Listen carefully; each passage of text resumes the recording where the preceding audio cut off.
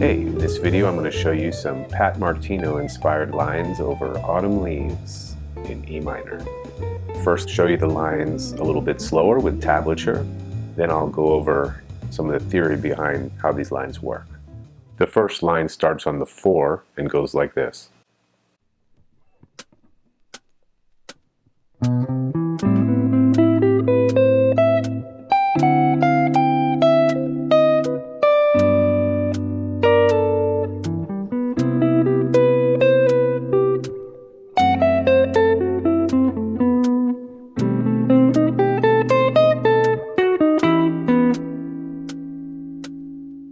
The second line also starts on the 4 and it goes like this.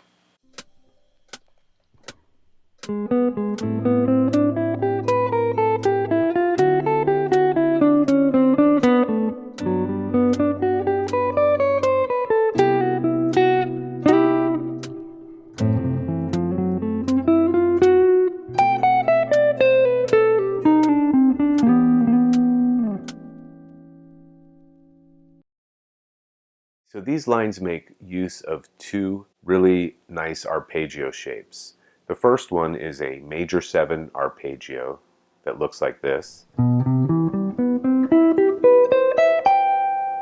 And the second one is a minor 6 arpeggio that looks like this. These two arpeggios are extremely useful because they move diagonally, so they move you across the neck from one position into another. And they can be used over several different chords, which is really cool. The solo starts with a C major 7 arpeggio played over a 2-5-1 progression to G major. So the 2-5-1, A minor, D7 to G major 7, C major 7, C major is the relative major to A minor. And so when you play this arpeggio, you're getting the 9, the flat 3, the 5, and the 7. And it just repeats up the octave. These notes also work over D minor.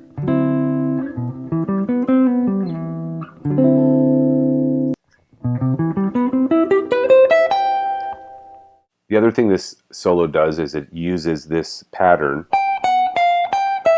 And if you've seen any of my other videos, you know I like this pattern.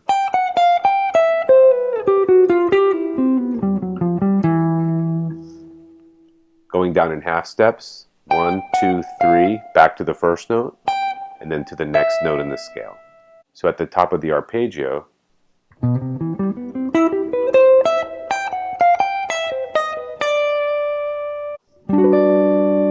we land on the 5th of the G major 7, then a half step approach to the 9 of G major 7. Then the next chord is C major 7, and over that we're doing a C major 7 arpeggio, starting on the 3rd. Then we have a minor 2-5-1 to E minor. And over that, I use the minor 6 arpeggio in two different ways. Over the F sharp half diminished, which is the first chord in that minor 2-5, I use a minor 6. The rule is that when you have a half diminished chord, if you go up a minor 3rd, you can play a minor 6 and you get the same notes, because this half diminished chord is the same exact notes as this minor 6 chord. It's just a different inversion. But you can see here, if we take an A minor chord, okay, we take the root, move it down to the 6th, the major 6th, we end up with half diminished. This is a F sharp half diminished, the same as A minor 6. Then when it goes to the B altered, we move up the A minor 6 up a minor 3rd, and we get C minor 6, and that creates a altered sound.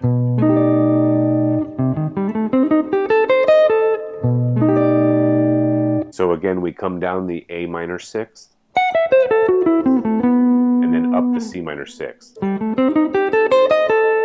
and then resolve to E minor.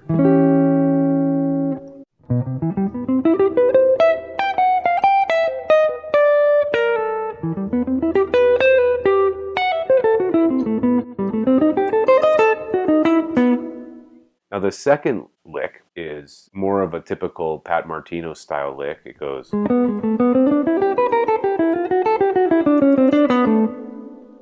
and that's based on a Dorian scale. A Dorian over the 2/5 to G major 7, and it starts with a enclosure around the A, then up the scale, skip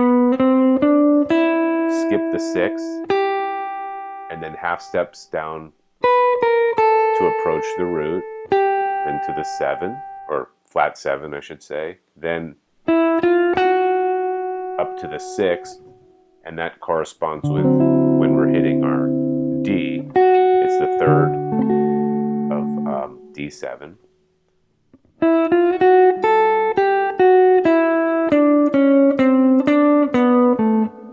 So there's that pattern again that I used up here. So again,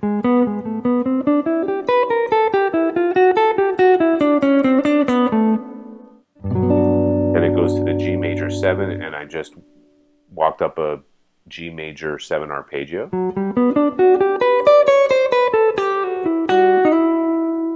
And then with this E minor lick at the end that ends on an E, which happens to be the 3rd of the C major, which is the next chord. And then over the minor 2/5 to E minor, we walk up the A minor 6th again. Now this time I'm filling in the half steps. You could do this. And then this lick, this is coming down an E minor scale, E natural minor, and then into kind of the end of an altered scale.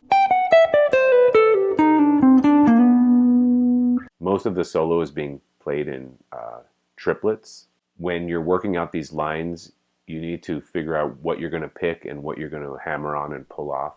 So I make use of some hammer-ons and pull-offs, and that's going to depend on your own technique and your own style and what you think sounds good.